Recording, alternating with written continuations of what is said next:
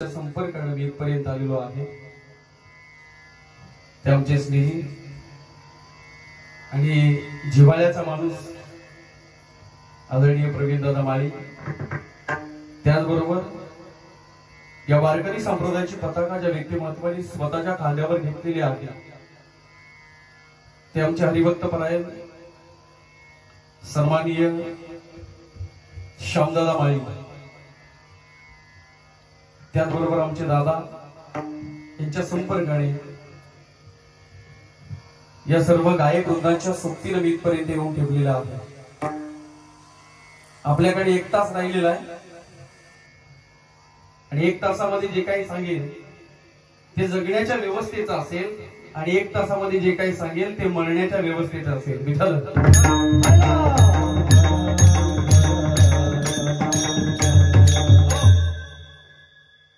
आज आई या घरातून निघून गेली, पण आई हयात असताना आमच्या प्रवीण दादांनी खऱ्या अर्थानं आईला जीवापाड प्रेम केलं।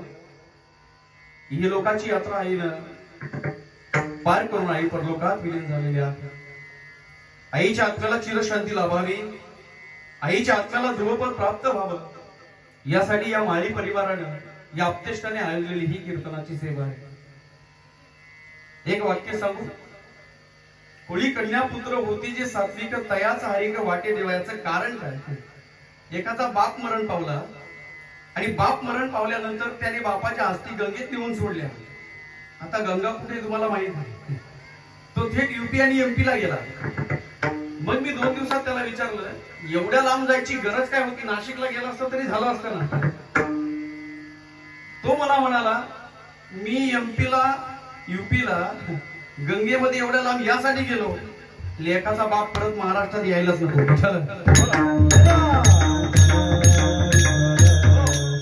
आज खऱ्या अर्थानं आई वडिलांना सांभाळणारी मुलं आणि आई वडिलांवर प्रेम करणारी मुलं ही कमी मिळतात। किती दुर्दैव आहे सांगा ना। ज्या आईनं ज्या बापानं तुमच्यासाठी रक्ताचं पाणी केलेलं आहे त्या आई सोबत त्या वडिलांसोबत त्यांच्या समानतेने राहणं हे आमचं पहिलं इति कर्तव्य आहे। हो, आई वडील आमच्याकडे काही मागणार नाहीत। काय पाहिजे तुमचा पैसा नकोय आईला। माफी मागून एक वाक्य सांगतो, पटतंय का पहा। श्याम बाबा, महिनाभर काम केल्यानंतर 1 महिना तुम्ही काम केलं तर तुमची धर्मपत्नी शेवटच्या दिवशी विचारेल पगार कुठं आहे। पण 1 महिना काम केल्यानंतर आईच्या डोळ्यात शेवटी पाणी असेल आणि त्या आई विचारेल की 1 महिनाभर तू काय खाल्लंस आणि कसा राहिलास। हा फरक आहे। आई म्हणजे काय असतं हो? लेकराची माय, लंगड्याचा पाय, वासराची गाय, दुधावरची साय म्हणजे आई असते। आत्मा ईश्वराचा एक संघ म्हणजे आई असते। आज आई या माळी परिवारातून निघून गेल्या। आईच्या पश्चात हा संपूर्ण परिवार आईच्या आत्म्याला चिरशांती लाभावी यासाठी या परिवारानं मांडलेला हा शब्दांचा यज्ञ आहे। विठ्ठल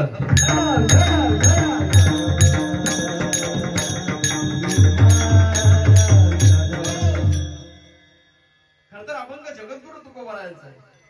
अभंगाच्या पहिल्या चरणामध्ये जगद्गुरु तुकोबाराय सहजपणे मानवी जातीला सांगतात, माणसा जन्माला आल्यानंतर काय करायचं आहे? क्षणोक्षणी हाची करावा विचार, तरावया पार भवसिंधू। हा भवसागर तरुण जाण्यासाठी पहिला प्रयत्न तुला करायचा आहे। बरं केला, याचं कारण काय? आणि मग जगद्गुरु तुकोबाराय याची कारण मीमांसा स्पष्ट करून सांगताना म्हणतात, नाशिवंत देह जाणार सकळ, आयुष्य खातो काळ सावधान। माणसानं 2 गोष्टी जीवनभर लक्षात ठेवाव्यात। पहिली गोष्ट ही आहे की माणसानं जगत असताना मरण विसरू नये। माणसानं पहिली गोष्ट लक्षात ठेवावी, जगत असताना मरण विसरू नये। आणि माणसानं दुसरी गोष्ट लक्षात ठेवावी, मरेपर्यंत जगवणाऱ्या भगवंताला कदापि विसरू नये।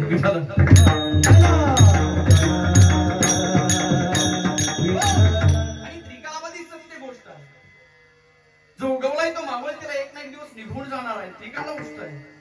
एकदा एका गावात असंच बोललो, या गावातले सगळे मरणार आहेत। अख्खे रडायला लागले हो। कीर्तन झाल्यानंतर एक बाई जोरजोर हसायला लागली। मी विचारलं, आई झालं काय? आई म्हणाली, मी या गावातली थोडीच आहे।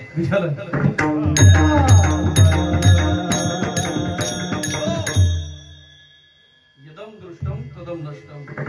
एक ना एक दिवस या माणसाला पृथ्वी तलावरून निघून जायचं आहे, बरोबर? मग समाजामध्ये असं जगा की गाववाल्यांना वाटेल यानं 100 वर्ष जगावं, समाजात असं काही जगताना जगू नये की शेजारच्याला वाटेल या उद्या मरता तर बरा होता.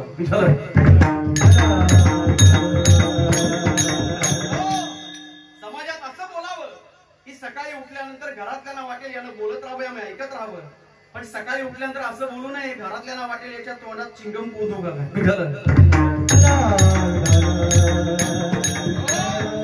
नाशिवंत देह जाणार सकळ आयुष्य खातो काळ सावधान. माणसात काळ आपली आतुरतेने वाट पाहतोय, यासाठी पहिल्यांदा सावध होणं महत्वाची गोष्ट आहे. यासाठी विचार कोणता आहे. देवाची द्वारी उभा क्षणभरी तेने मुक्तिचारी साधिल्या. मग जगद्गुरूने आम्ही विचारलं, जगद्गुरु तुम्ही आम्हाला सांगितलं नाशिवंत देह जाणार सकळ आयुष्य खातो काळ सावधान. पर्याय जगद्गुरु पर्याय देत आहे. संत समागमे धरावी आवडी करावी तातडी परमार्थाची. माणसा जन्माला आल्यानंतर 5च जोड पण चांगली असावी. 100ची गरज नाहीये. मी तुम्हाला नाक्यावर बोलवतील घरी जेवून येणार नाही. म्हणून संत समागमे धरावी आवडी करावी तातडी परमार्थाची. आणि जगद्गुरु तुकोबाराई सरते शेवटी जाताना एक उपदेश करून जातात. तो उपदेश असा आहे, तुका म्हणे इह लोकीच्या व्यवहारे नये अथवा नका डोळे धुरे भरोडी राहो. माणसा अरे जन्माला आल्यानंतर मला एकाने विचारलं बाबा की मी काय बनलो पाहिजे.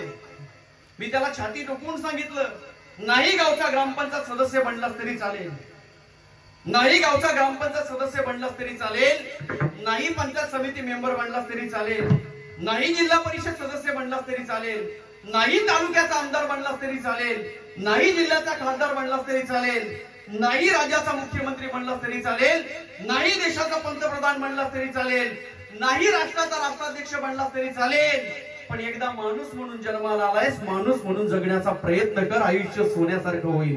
विठ्ठल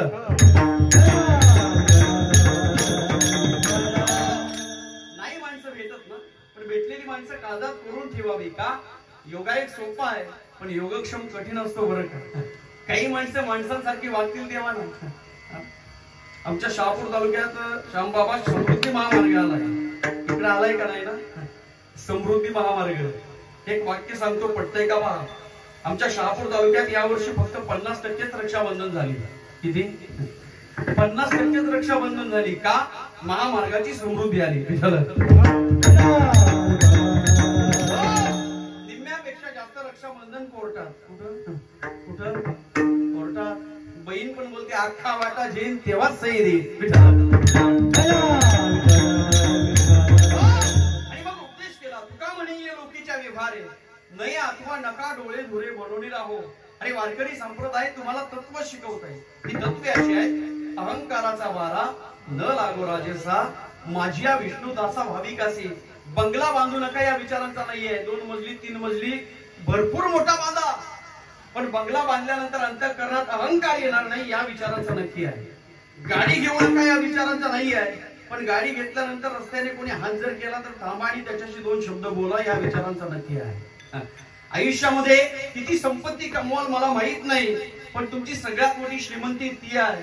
माणूस निघून गेल्यानंतर त्याच्या प्रांगणामध्ये तुम्ही दिलेल्या आमंत्रणानं, धाडलेल्या आमंत्रणानं जोडलेली 4 माणसं जेव्हा तुमच्या प्रांगणामध्ये येऊन बसतात, तेव्हा तुमच्या खुर्च्या भरतात, तेव्हा समजायचं हा माणूस जगातील सर्वात श्रीमंत होता.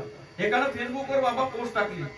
फेसबुकवर माझे हजारो मित्र ना, त्या 2 दिवसात मी आला. तिरडीला फक्त ती घ्यायची, एक कुठं आहे विठ्ठल.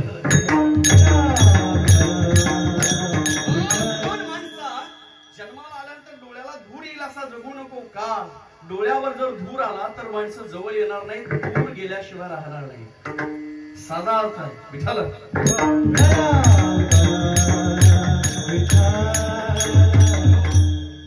तर आजच्या कीर्तनाची व्यवस्था कशासाठी सांगा.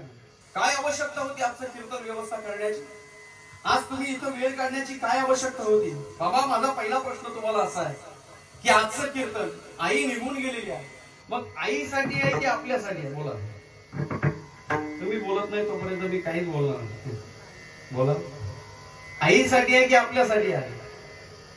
बरं सोपं बोलून सांगतो. आई निघून गेली, आईच्या आपल्याला चिरशांती लाभावी यासाठी पांडवांची जी परंपरा आहे ती अबाधित ठेवण्याचा केलेला हा यशस्वी प्रयत्न. का? पंडू राजा ज्या वेळेला निघून गेले त्यावेळेला वरती जागा मिळत नव्हती. महर्षी नारदांनी मध्यस्थी केली, खाली आले, 5 पुत्रांना सांगितलं तुमच्या वडिलांना वरती जागा मिळत नाही, तुम्हाला एक यज्ञ करावा लागेल, पर्याय नाही आहे. ज्ञानदेव म्हणे झाला हरिपाठ, पूर्वाचा वैकुंठ.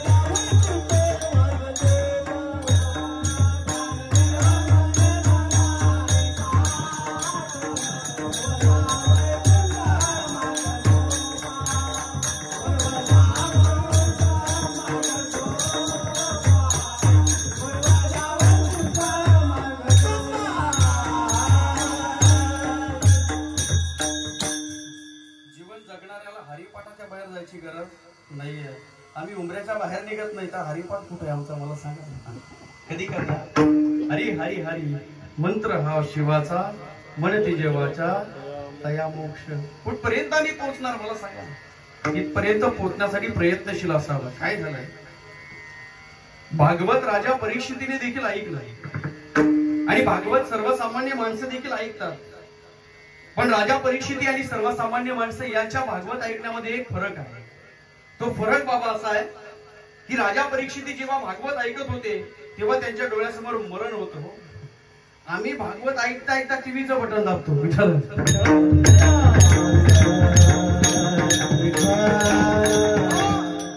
मग मला सांगा ना कसा मोक्ष आम्हाला प्राप्त होणार आहे? मी मगाशी 2 वाक्य सांगितलेली आहे. जीवन जगत असताना मरण कदापि विसरू नये आणि जगत असताना आयुष्यभर जगवणाऱ्या भगवंताला कदापि विसरू नये. वाक्य ऐका, पटतंय का पहा. 2 वेळा भगवंताच्या पाया पडा. एकदा रात्री झोपताना आणि एकदा सकाळी उठल्यावर. रात्री झोपताना यासाठी महाराज पाया पडा, रात्री सकाळी उठल्यानंतर यासाठी पाया पडा, भगवंता तू आम्हाला झोपेतून सुखरूपपणे उठवलंस, आभार माना. कारण त्याने झोपेतून सुखरूपपणे उठवलं नाही. लोक येतील बघतील काय झालंय, नाकावर कापूस ठेवतील, नजर नाही उडला. उठवणारे उठवणार नाहीत, पेटून देतील. विठ्ठल आणि रात्री यासाठी भगवंताच्या पाया पडा. देवा अरे संपूर्ण दिवस आशीर्वाद ठेवलास आणि बिना अपघाताचा आणून बिछाण्यापर्यंत आणून सोपवलास, तेव्हा आम्ही व्हॉट्सअपला स्टेटस टाकला गुड नाईट. विठ्ठल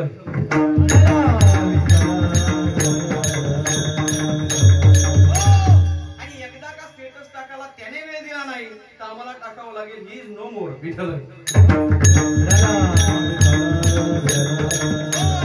मग तुम्ही म्हणाल आम्हाला जर भगवंताचं नावच घ्यायचंय, घेत राहिलो नाव, समोरच्याने कधी नाव नाही घेतला देवाचा, त्याची 5 मजली बिल्डिंग आणि फॉर्च्युनर, आम्ही अख्ख्या आयुष्यभर देवाचं नाव घेतलं, सायकल पण नाही ना राहिला घर पण नाही, हे कसं काय? देवा त्या समोरच्याने अगरबत्ती पण लावली नाही तरी त्याचं एवढं सुख आहे आणि आमच्या आयुष्यामध्ये आम्ही तुझी आराधना करत राहिलो देवा तरी सुख नावाची गोष्ट कदापि मिळाली नाही. याचं कारण काय बाबा?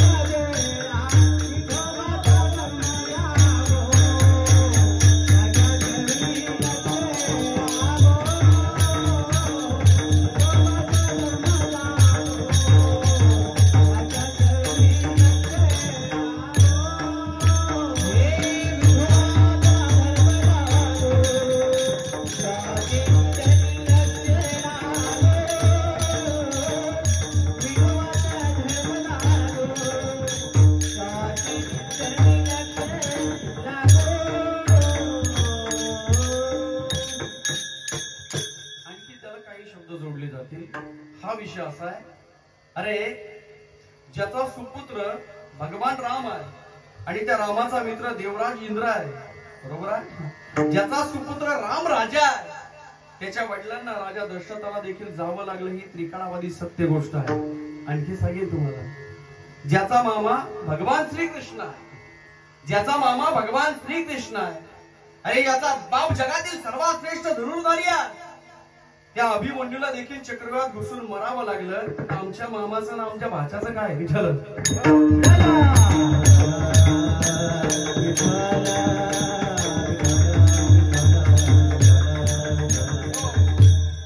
मग तुम्ही म्हणाल महाराज आम्हाला असं काही सांगा, जगणार आहोत मरणार पण आहोत, आमच्या मरणाची व्यवस्था या कीर्तनातून तुम्ही कशी काय करू शकता हो.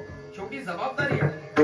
आणि कीर्तनकारानं बसलेल्या प्रत्येक व्यक्ती महत्वाच्या अंतःकरणाला न पटेल किंबहुना समाजाला त्याचा फायदा होणार नाही असं एक तासात एक सुद्धा वाक्य बोलू नये. विठाला काय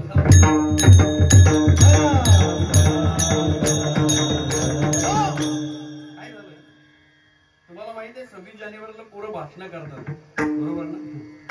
26 जानेवारीला त्या भाषणाची सुरुवात काय असते बोला बरं. अध्यक्ष महोदय, पूज्य गुरुजन वर्ग आणि इथे जमलेल्या माझ्या बालमित्रांनो, बरोबर, अख्ख्या महाराष्ट्रात ती सुरुवात. 26 जानेवारीचं भाषण त्याला 26 जानेवारीला करायचं असतं, पण त्याच्या शाळेतल्या बाई, शाळेतले शिक्षक त्याला डिसेंबरच्या शेवटीच लिहून देतात. मग ती चिठ्ठी घेऊन ते घरी येतं. ज्या दिवशी लिहिलं त्या दिवसापासून त्याने पाठ करायला सुरुवात केली. महाराज असं काही पाठ केलं, असं काही पाठ केलं की बरं झोपेतून जरी आईनं उठवलं ना, बाळा ही ओळ हा शब्द कोणत्या क्रमांकावर आहे सांगशील का. बाळ झोपेतून उठल्या उठल्या डोळे पुसता पुसता सांगायचं, आई, अध्यक्ष महोदय, पूज्य गुरुजन वर्ग आणि इथे जमलेला माझ्या बाल मित्रांनो, ही ओळ इथंच आहे, ही लेवल एक कमी करून टाकायची.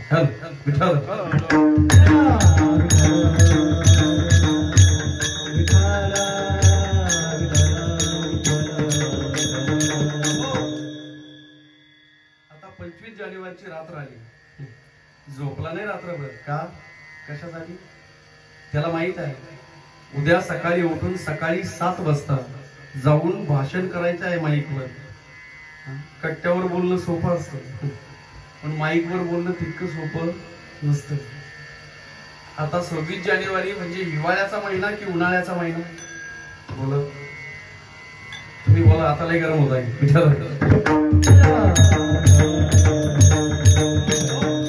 26 जानेवारी महिना म्हणजे हिवाळ्याचा महिना. तो भल्या पहाटे जागा झाला, झोपला नव्हताच. मला सांगायचं काय, या कीर्तनाच्या व्यवस्थेने काय होणार आहे, कीर्तनाचा परिणाम काय आहे, कीर्तन झाल्यानंतर, कीर्तन ऐकल्यानंतर आयुष्यामधील प्रतिकूलता कशी निघून जाणार, अनुकूलता कशी येणार, आयुष्याची दुःख कशी मिटणार आणि कीर्तन अबाधित कसं राहणार. मग काय झालं, तो 26 जानेवारीला शाळेत निघाला, पण तसा एकटा जाणार नव्हता. शाळेचा गणवेश त्याने परिधान केला आणि शाळेचा गणवेश परिधान केल्यानंतर जी चिठ्ठी त्याच्या शाळेतल्या गुरुजींनी, शाळेतल्या बाईंनी डिसेंबर एंडिंगला पाठ करण्यासाठी दिली होती, ती लाईफ लाईन म्हणून डाव्या खिशात ठेवली आणि थेट शाळेत निघाला. ऐका, आता शाळेत निघाला खरा, याच्या पुढे 9 नंबर आहेत, हा 10वा आहे. 1 2 3 4 5 6 7 8 ची भाषण संपली, राहिला एक याच्या पुढे. तो जसा भाषण करण्यासाठी स्टेजवर गेला ना, महाराज याला जागच्या जागी हम फुटला. आता माझा नंबर, आणि त्या 9व्याचं जसं भाषण उरकलं तसा हा उठून उभा राहिला आणि एक एक पाऊल टाकत स्टेज पर्यंत आला. बाई बोलतायत, बोल ना काहीतरी. हा म्हणतो आठवत नाही तर बोलू काय. महाराज पूर्णपणे विसरून गेला हो. जसा विसरला तसा चक्कर येऊन खाली पडला, हाताला धरून उचललं, पाणी मारलं तोंडावर, बोल काहीतरी. एक शब्द सुद्धा आठवला नाही. आता माझा प्रश्न तुम्हाला असा आहे, त्याने महिनाभर असं पाठ केलं होतं की त्याच्या आईनं झोपेतून जरी उठवलं आणि विचारलं, बाळा ही ओळ हा शब्द कोणत्या क्रमांकावर आहे, बाळ विसरायचा की सांगायचा. बोला बरं, बोला, सांगायचा की विसरायचा. सांगायचा ना. मग स्टेज पर्यंत आला, त्या माईक पर्यंत आला आणि माईक पर्यंत आल्यानंतर त्याला का तिथं आल्यानंतर तो का गडबडला, याचं कारण तुम्हाला माहित आहे. त्याला विसरण्याचं कारण त्याच्या अंतःकरणामध्ये निर्माण झाली भीती. काय भीती? भय. त्या भीतीच्या पोटी त्याने संपूर्ण महिनाभर जो भाषण पाठ केलं होतं ना, ते भाषण तो पूर्णपणे विसरून गेला. त्याला एक शब्द सुद्धा आठवलं नाही. मला सांगायचं तात्पर्य एवढं आहे, राजा परीक्षितीला पहिल्या दिवशी जेव्हा शुकदेवाने विचारलं होतं, राजा तुला कसं वाटतंय सांगणार आहे, तेव्हा त्या शुकदेवानं राजा परीक्षितला त्या शुकदेवाला उत्तर देताना परीक्षितीने सांगितलं होतं, राजे शुकदेव, मला मरणाची भीती आहे. माझ्या डोळ्यासमोर यम येऊन उभा राहिलेला आहे. कधी घेऊन जाईल सांगता येत नाही. मरणाची भीती वाटते. आणि 7 दिवसाचं भागवत ऐकण्यापूर्वी 6व्या दिवशी पुन्हा शुकदेवाला विचारलं राजा परीक्षितीला, राजा आता सांग कसं वाटतंय. आणि त्यावेळेला तो शुकदेवाला राजा परीक्षिती काय म्हणाला माहित आहे, हे आता भय नाही ऐसे वाटे जीवा, आता भय नाही ऐसे वाटे जीवा.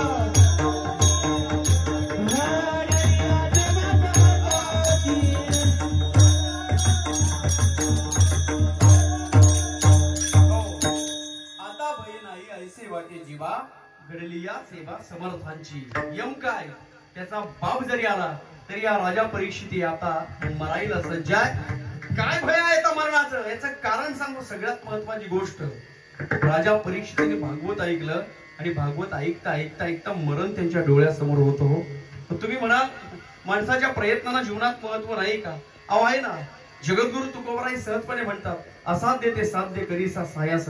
कारण अभ्यास तुका म्हणे. पण एक गोष्ट अजून तुम्हाला मी पटवून देईन की या संपूर्ण सृष्टीवरील झाडांची हालचाल, झाडांच्या पानांची हालचाल त्या भगवंताच्या कृपेशिवाय कदापि होत नसते. किंबहुना मनुष्य पहिला श्वास आणि शेवटचा श्वास तो देखील घेतो ना, तो त्याच्या सत्तेने घेत असतो. तुम्हाला माहित आहे, त्याच्या सत्तेशिवाय जगातील झाडाचं पान देखील हलत नाही. तुम्ही म्हणाल पुरावा द्या. म्या चालविल्या सूर्य चाले, म्या बोलविल्या वेद बोले, म्या हलविल्या प्राण हले, जो जगाचे चालिता. म्हणून आम्ही सहजपणे प्रमाणात देखील तुझी सत्तेने वेदासी बोलणे, तुझी सत्तेने वेदासी बोलणे,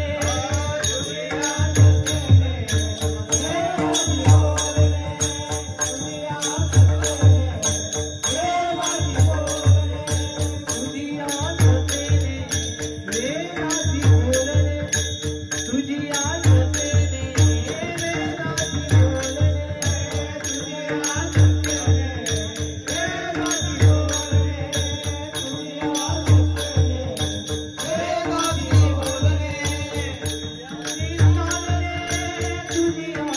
बोलणे, तुझी वेदासी बोलणे, सूर्यासी चालणे तुझिया बळे, ऐसा तू समर्थ ब्रह्मांडाचा धनी.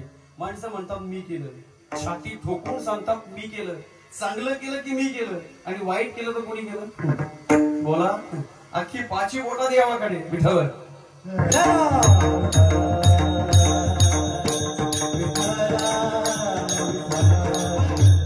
म्हणून जन्माला आल्यानंतर एक चांगला विचार माणसाच्या आयुष्यामध्ये माणसाला ठेवायचे. मग तुम्ही म्हणाल जुनी माणसं आणि जुने कीर्तनकार एक उदाहरण बाबा द्यायचे की माणूस काय विचार करतो माहिती आहे. एक माणूस सकाळी सकाळी उठायचा, उंबऱ्यावर बसायचा, गावातल्या म्हैशी सुटायच्या म्हैशी, आणि तो तपकीर लावायचा. तपकीर लावता लावता त्या म्हशींकडे पाहायचा, म्हैशींकडे.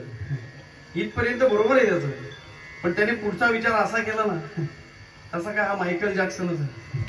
त्याने विचार केला, एक म्हैस त्याने पाहिली, सगळ्या म्हशींची शिंग उभी होती, पण एक म्हैस महाराज अशी होती की त्या म्हशीची शिंग गोल होती, गोल.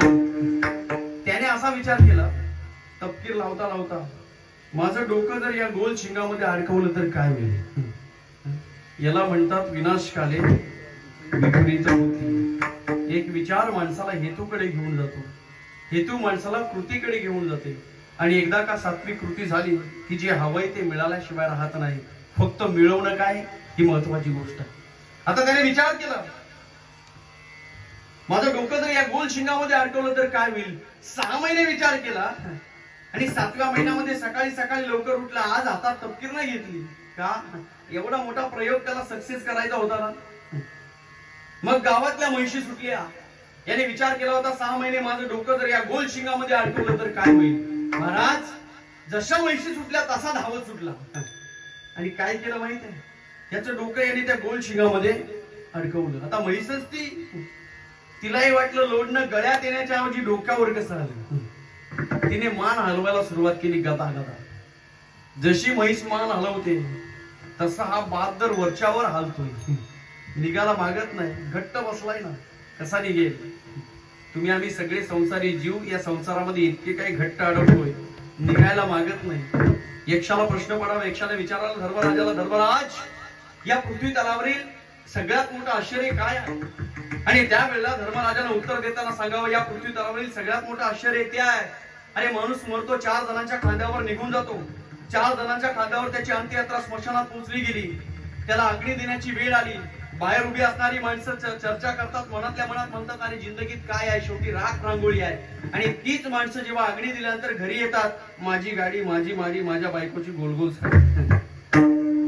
या व्यतिरिक्त त्यांचं आयुष्य नाही. हे जगातील सगळ्यात मोठं आश्चर्य आहे हो. मग तुम्ही म्हणाल आम्ही संसार करायचा नाही का? करू नका हे विचार सांगितलेच नाही. कुठपर्यंत?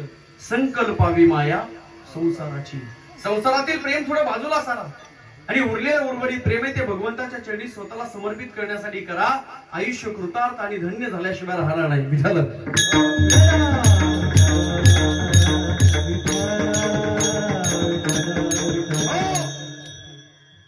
आणि जशी म्हैस मान हलवते तसा गदागदा हालायला लागला. म्हैशीने विचार केला, हे लोडणं गळ्यातून निघत नाही, आता पर्याय काय करू. म्हैशीने धावायला सुरुवात केली हो. जशी म्हैस धावते, हा असा अडकला होता ना, निघल कसा. जशी म्हैस धावते ना तसा फरफडत त्या म्हैशीच्या मागे अख्ख्या अंगाची साल गेली. म्हैस गावाच्या वेशीवर पोचली. तिने विचार केला, आता एक मोठा गेअर टाकायला पाहिजे. म्हैशीने जोरात मान हलवली आणि जशी मान हलवली, महाराज हा अडकलेला गटारात पडला. कुठं? गटारात. एक हात मोडला, एक पाय मोडला. दवाखान्यात नेलं आणि घरी आणलं. 2-4 दिवसात गावातली माणसं नारळ पाणी घेऊन पाहायला गेली. एक खोडकर पोरगा होता. ते विचारताय, काका हा सगळा प्रकार करण्याच्या आधी तुम्ही एकदा तरी विचार करायचा होता ना. ते काका म्हणाले, बाळा 6 महिन्यापासून तर हेच करत होतो ना.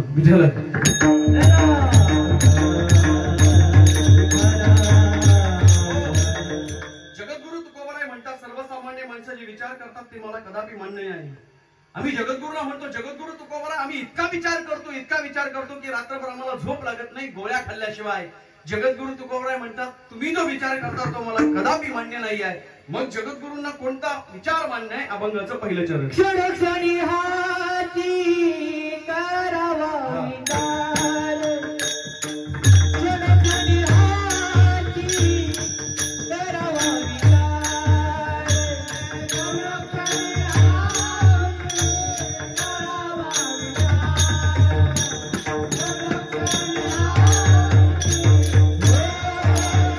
क्षण क्षणी हाती करावा विचार, विचार क्षण क्षणी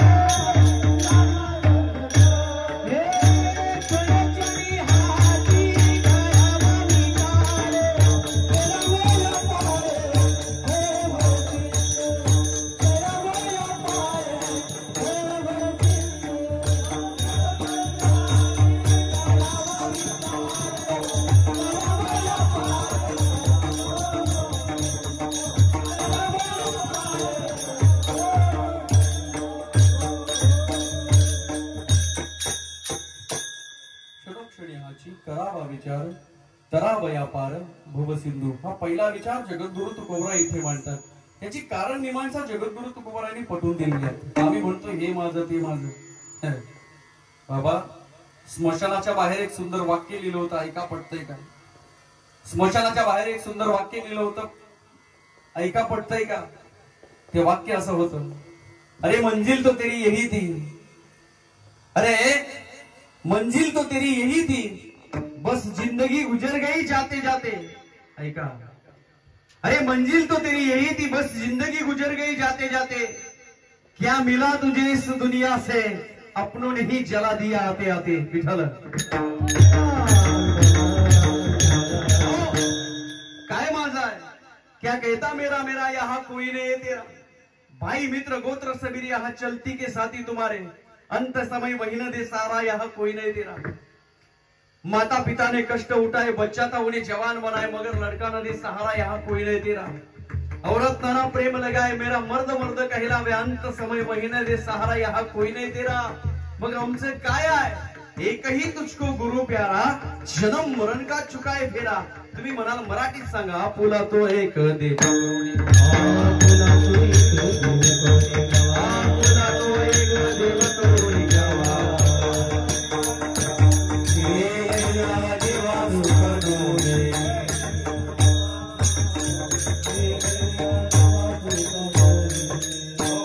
आपुला तो एक देव करुणी घ्यावा, तिने विना जीवा सुख नव्हे. कसं मिळेल सुख मला सांगा ना. सुख किती आहे बाबा सांगू. जंगलामध्ये गेलो, जंगलामध्ये गेल्यानंतर वाघ मागे लागला, वाघ. आणि त्या वाघाच्या तावडीतून सुटण्यासाठी आम्ही धावत सुटलो. धावत सुटल्यानंतर एक विचार केला, आता याच्या तावडीतून सुटायचं तर करायचं काय. एक झाड दिसलं, झाडाच्या वर चढलो, बरं वाटलं. का वाघाच्या तावडीतून सुटलो. आणि जसं झाडाच्या वरती चढलो, वरती फक्त वळून पाहिलं, त्या झाडावरती एवढा मोठा मधमाशांचा पोळा. काय मधमाशांचा पोळा. याला म्हणतात आगीतून निघणं. आणि तुम्हाला माहित आहे विठ्ठल. मग विचार केला, आता या मधमाशांच्या पोळ्याच्या तावडीतून सुटावं कसं. खाली पाहिलं तर झाडाच्या खाली खूप मोठी विहीर होती, विहिरीत पाणी होतं. मग विचार केला, पोहता येते, खाली उडी मारावी पाण्यामध्ये. उडी मारायचा विचार केला तर त्या विहिरीच्या पाण्यातून एका सापानं वर डोकं काढलं होतं. जावं कुठं, मोठा प्रश्न पडला ना. काहीच करायचं नाही. असा प्रसंग माणसाच्या जीवनात कायमस्वरूपी येतो. त्यावेळेला सरळ त्या झाडावर आहेत ना उभे, तिथे डोळे मिटायचे, वर पाहायचं. त्या मधमाशातून पोळ्यातून एक मधमाशांचा त्या मधाचा ठेप जिभेवर पडला, समजायचं एवढं सुख. विठ्ठल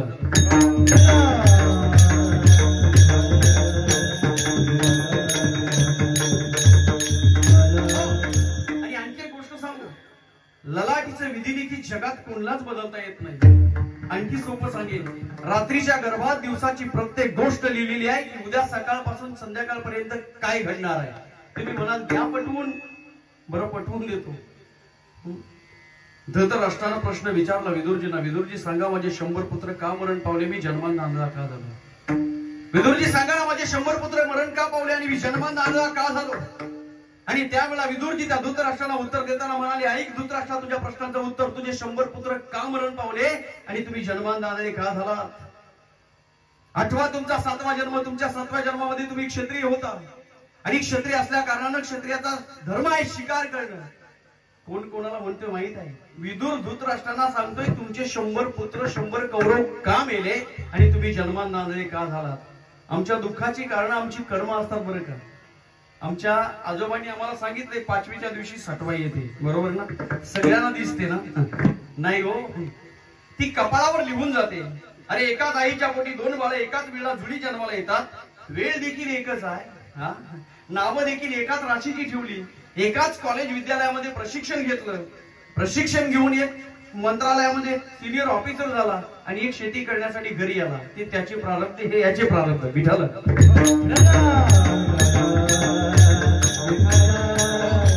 धृतराष्ट्र 8वा तुमचा 7वा जन्म. तुमच्या 7व्या जन्मामध्ये तुम्ही क्षत्रिय होता आणि क्षत्रियाचा धर्म शिकार करण्यासाठी तुम्ही जंगलामध्ये गेला होता. तुमच्या भात्यामध्ये अनेक बाण होते. ज्या डोंगरावर तुम्ही पोहोचलात, ज्या जंगलामध्ये तुम्ही पोहोचलात, एक एक बाण काढायचे, डोंगरावर फेकायचे, पण एकाही बाणाला शिकार लागत नव्हती. तुमच्या भात्यातले सगळे बाण संपले पण एकाही बाणाला शिकार लागली नाही आणि मग धृतराष्ट्रा तुम्हाला राग आला का? बाण संपले पण शिकार लागली नाही आणि त्याच रागाच्या भरामध्ये तुम्ही अख्ख्या डोंगराला आग लावली. विदुर सांगताय धृतराष्ट्राला तुमचे 100 का मेले आणि तुम्ही जन्मांधाने का झालात? भात्यातले सगळे बाण संपले पण एकाही बाणाला शिकार लागली नाही मग तुम्हाला राग आला आणि त्याच रागाच्या भरामध्ये तुम्ही अख्ख्या डोंगराला आग लावली. त्या आगीचा वनवा इतका भडकला इतका भडकला इतका भडकला ज्या डोंगराला आग लावली त्या डोंगराच्या पायथ्याशी जाऊन पोहोचला आणि त्याच डोंगराच्या पायथ्याशी एका सर्पिणीनं 100 पिलांना जन्माला घातलं होतं. ऐकताय ना? ज्या डोंगराला तुम्ही आग लावली त्या डोंगराच्या पायथ्याशी एका सर्पिणीनं 100 पिलांना जन्माला घातलं होतं. तुम्ही लावलेल्या त्या आगीच्या वनव्यामध्ये तो वनवा इतका भडकला की त्या सर्पिणीची 100च्या 100 पिलं जळून भस्म झाली आणि हा सगळा प्रकार त्या आईनं त्या सर्पिणीनं पाहिला. ती समोर आली पाहते तर काय माझी 100 पिलं जळून भस्म झालेली आहेत. आतापर्यंत तिला डोळे होते समोर पाहत होती आणि इतका वनवा इतकी आग भडकली गेली की त्या आगीचा वनवा आतापर्यंत डोळे असलेल्या सर्पिणीच्या डोळ्यांपर्यंत पोहोचला आणि तिचे दोन्ही डोळे जळून भस्म झाले. ती आंधळी झाली. तिने मागचा पुढचा विचार केला नाही. तिने सरळ वर आकाशाकडे पाहिलं आणि त्या भगवंताला आराधना केली. हे देवा, अरे ज्याने कोणी या डोंगराला आग लावली असेल या आगीच्या दाहकतेने जशी माझी 100 पिलं जळून भस्म झाली असतील तशी त्याची देखील पुढच्या जन्मात 100चे 100 बाळ जळून भस्म झाल्याशिवाय राहणार नाही आणि मी जशी आंधळी झाले तसा तो देखील जन्मांधा आंधळा झाल्याशिवाय राहणार नाही. धृतराष्ट्रात तुम्हाला तुमच्या प्रश्नाचं उत्तर मिळालं. प्रारब्ध क्रियामान संचिताचा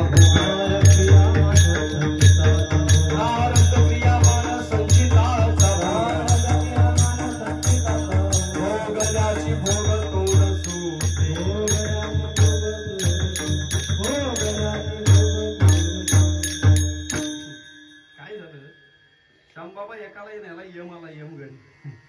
त्याने विचार केला यमाला चहा पाजली तर कोण कुठं काय सेटिंग लावेल ना सांगता येत नाही. आता लक्ष्मी आणि भगवंत त्याच्यावरून भांडत होते. ऐका काय महत्वाचं आहे सांगा ना मला. काय सार घ्यावं की आसार घ्यावं माणसाचं ठरवावं. आयुष्य कृतार्थ कसं होईल काय मागितलं आता निश्चिंतीने पाऊल विसावा याच साठी केला होता अट्टास. शेवटचा दिस गोड बाबा अंतकालेचे ममेव स्मरण मुत्वा कलेवरम या प्रयाती समदभावम याती नास्तेत्रम संशय. अर्जुना, अरे किती जगलास महत्वाचं नाहीये रे, पण आयुष्याचा शेवट करत असताना तुझं डोकं माझ्या मांडीवर आहे आणि हा भगवंत हा कृष्ण तुझ्या पाठीवरनं हात कुरवाळतोय आणि त्या क्षणाला खऱ्या अर्थानं शेवटचा श्वास ज्या जीवानं घेतला समजायचं आयुष्य कृतार्थ झालं.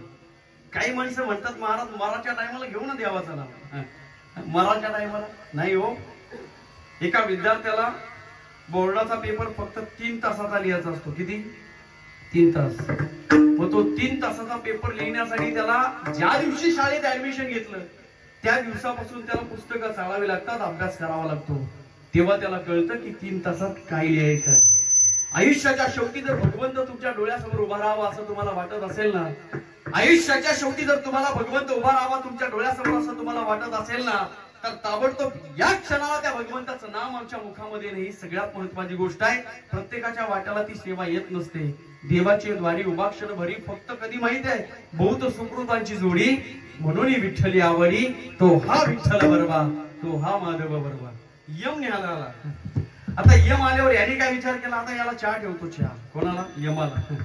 याचं नाव पहिल्या नंबरवर 1 2 3 4 5 6 7 8 9 10 जणांना येऊन न्यायला आलता एका गावात. याने विचार केला यमाला चहा पाजू. मग यमाना विचार केला अरे आजपर्यंत आपल्याला पाणी कोणी दिलं नाही, हा चहा पाजायला निघलाय म्हणजे हा चांगला माणूस असेल. यमाला खुर्चीत बसवलं. यम खुर्चीत बसला. हा किचन मध्ये गेला आणि चहा ठेवली. पण महाराज त्याने चहा मध्ये साखर चहा पावडर टाकली पण त्याच्याबरोबर काय टाकलं माहित आहे? उंदीर मारायचं औषध. काय? उंदीर मारायचं औषध. कोणला? यमाला मारायला चहामध्ये उंदीर मारायचं औषध टाकलं. बाहेर कप घेऊन आला. यम चहा पेला. यमाला गुंगी आली. यम 15 मिनिटं तसाच झोपला. याचं नाव कितव्या नंबरवर होतं? बोला बोला. 1 नंबरवर होतं. ते 1 नंबरवरचं नाव त्याने खोडलं आणि कुठं आणून ठेवलं? 10 नंबरवर. 10 नंबरवरचं फोडलं आणि कुठं आणून ठेवलं? 1 नंबरवर आणलं. यमाला 15 मिनिटात जाग आली. त्या यमानं विचार केला, आजपर्यंत आपल्याला पाणी कोणी पाजलं नाही, याने चहा पाजले. मग एक काम करतो ना, आता पहिल्या नंबर पासून नाही सुरुवात करत. कुठून करतो सुरुवात? हा. तुमच्या लक्षात आला असेल मला सांगायचं काय. विचार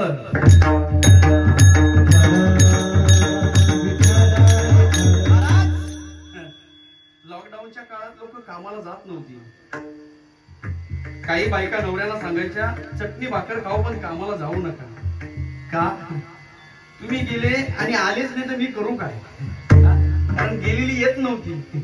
आमच्याकडे बरं आहे प्रवीण दादा, एक सुद्धा कोरोना पेशंट नव्हता. सर्दी खोकली झाली नुसतं आल्याचा रस प्यायची. लॉकडाऊन मध्ये कामाला जात नव्हता. आता तो जात नव्हता, बायकोला पक्का वैताग आला. तिने त्याला सांगितलं, कामाला जा, फुकट खाता फुकट गिळता. 6 महिने बोलत राहिली बायको. 7व्या महिन्यामध्ये ती बायको म्हणते, कामाला जा. हा म्हणतो नाही जाणार. ती बायको बोलते, कामाला जा. धर्मपत्नी म्हणते, कामाला जा. हा म्हणतो नाही जाणार. धर्मपत्नी म्हणते, कामाला जा. हा म्हणतो जाणार नाही, बोलायचं काम नाही. हे बघ, बोललीस तर डायरेक्ट माहेरी पाठवेल. ती बोलली, माहेरी जाण्यासाठी नाही आले. हा, कामाला जा. फुकट खाता फुकट गिळता फुकट राहता झोपता, बाकी काही करत नाही. त्याला राग आला महाराज. आणि तो तिला म्हणतोय, हे बघ, आज बोललीस, उद्या बोललीस तर आत्महत्या करून मरल. बायको गप. पुढचा दिवस बायको म्हणते, कामाला जा. हा म्हणतोय, बघ, आज बोललीस उद्या बोललीस तर आत्महत्या करून मरल.